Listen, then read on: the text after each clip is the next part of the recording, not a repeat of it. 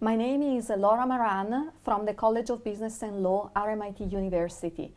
We are hosted here today by SecondBite, and we've got one of the managers of SecondBite, Jerry Therapos. SecondBite has got this motto, ending waste, ending hunger, because it is a not-for-profit organization that works in this space together with big distributors. One of these big chain is Coles, that is a chain of Australian supermarkets, and has got actually a for-profit type of business model. And we will learn here how SecondBite actually interacts in this space and Coles can contribute to SecondBite operations. And we will do that together with Jerry today, exploring especially the role of capital budgeting and how capital budget decisions are important in a not-for-profit organization like SecondBite. Good morning. Hello, Jerry, and thank you for hosting us at SecondBite. Would you mind explaining us your role as a manager as a SecondBite, and then we'll roll over into some of your decision-making about capital budgeting. Thank you, Laura.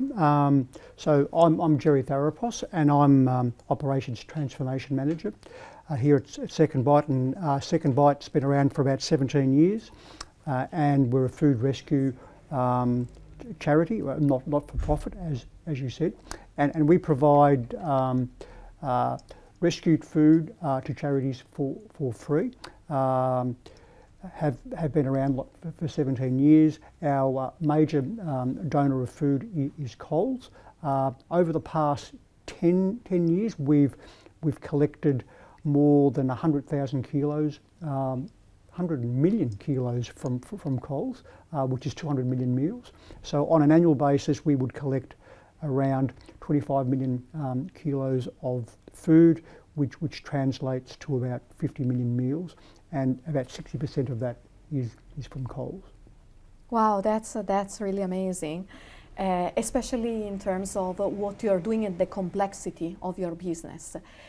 Because you are a not-for-profit type of organization, I can imagine that decisions regarding capital budgeting are still very important, both in terms of resources that you have got at disposal, but also in terms of examples of capital budgeting type of decisions. Yeah.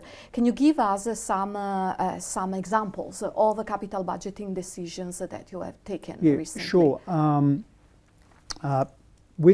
With the recent pandemic, with COVID and other disasters, what we've found over the last couple of years, our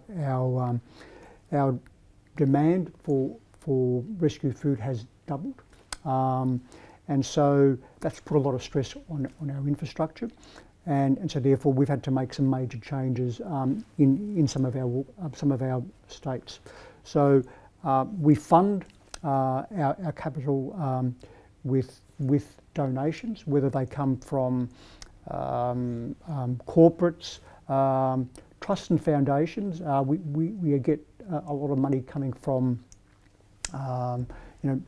individuals or organisations, and we need, and specifically they would be for capital budgeting, and so we have to manage that process very well, because we're not, we don't actually have sales. All our income comes from donations or appeals, and so we need to be very careful about how we spend that money. And then we've also got the fact that we've got a significant increase in demand, and that's put stress on a lot of our infrastructure.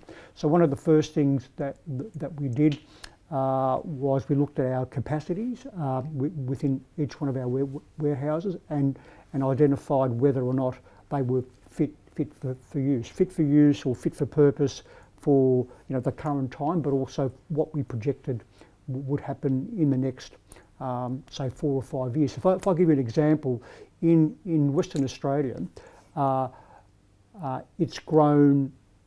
it's doubled every year, it's grown fourfold over 4 years. So significant increase in growth, and then that's being housed in the same size warehouse. So clearly, the warehouse in WA is under stress, and we need to do something different. But that was the same in South Australia. It was the same in Sydney, and the same in Queensland, and clearly the same here in Victoria. So some of the things that we looked at is we looked at what our growth expectations were over the next several years. We also did a lot of analysis around a lot of what-if analysis. What our inventory turns were going to be over that period, and then how much racking, how much warehouse space we needed, how much warehouse space we needed that came in the form of, say, chilled capacity or freezer capacity or ambient. So, if, for instance, the cost of a chiller compared to ambient, which is chilled capacity. Sorry, chilled storage is at 3 degrees. Frozen storage is at 18 degrees, minus 18 degrees, and then you've got ambient, which is ambient temperature. And each one of those capacities or storage has different costs, with frozen being the most expensive, and then you've got chilled and then ambient. So we've had to do quite a lot of modelling to understand how much capacity we required in each one of the states, based on their volume, and then make decisions around how large the warehouse should be, and then ask for funding for that. We've also had to make decisions about the size of our fleet. Yes. Our trucks.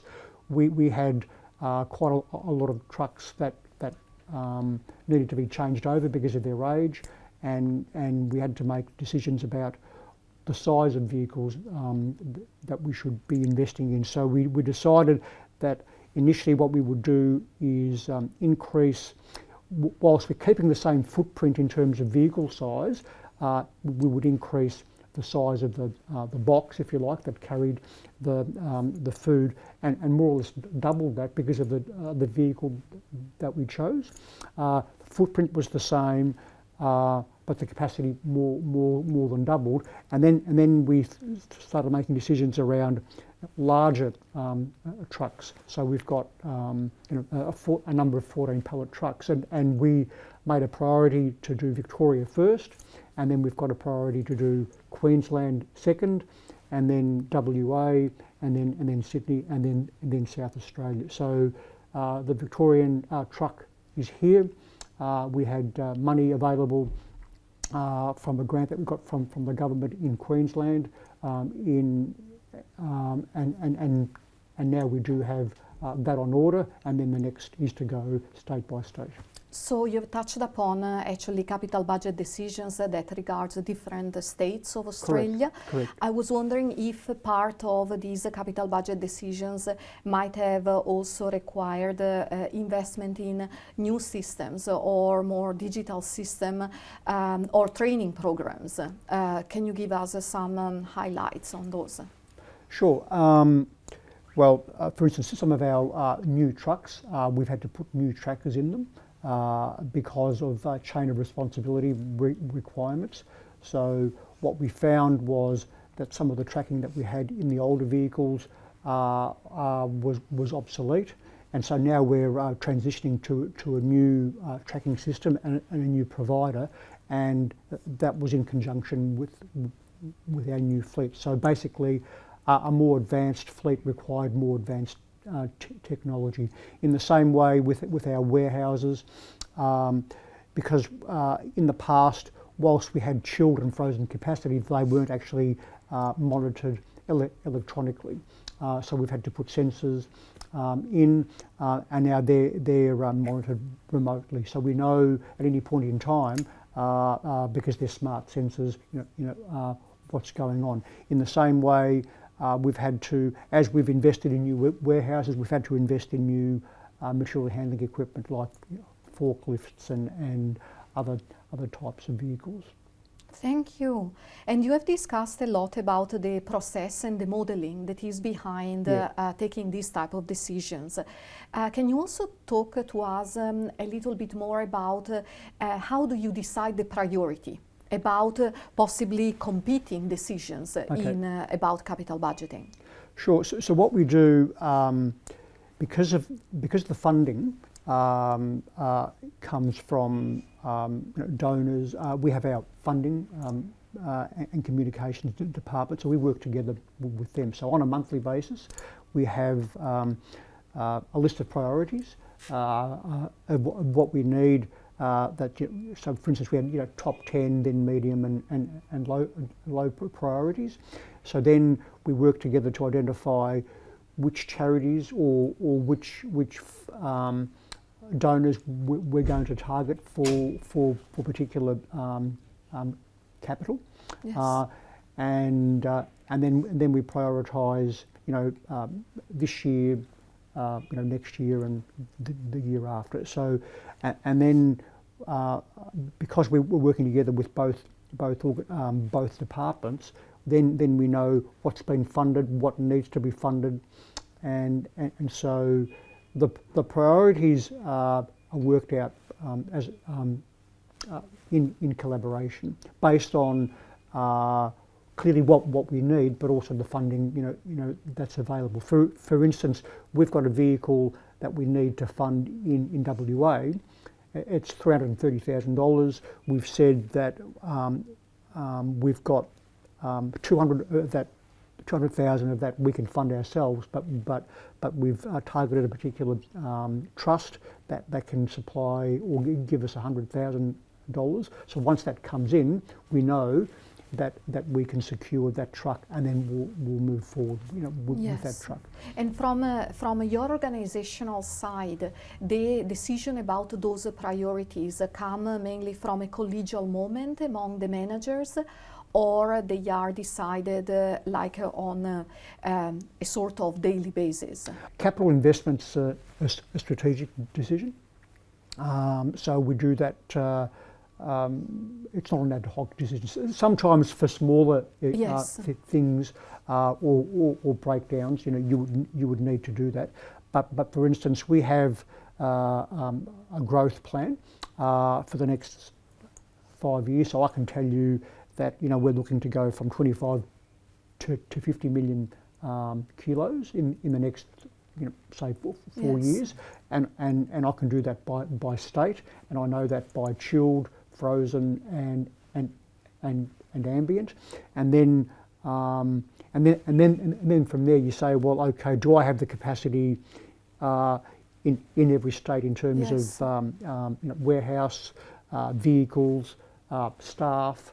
So that sort of forward planning means that any capital budgeting decision is a strategic one because it aligns with your overall strategy. Yes. Well, thank you very much, Jerry. Thank you. For these insights, and also for your time and consideration here at SecondBite.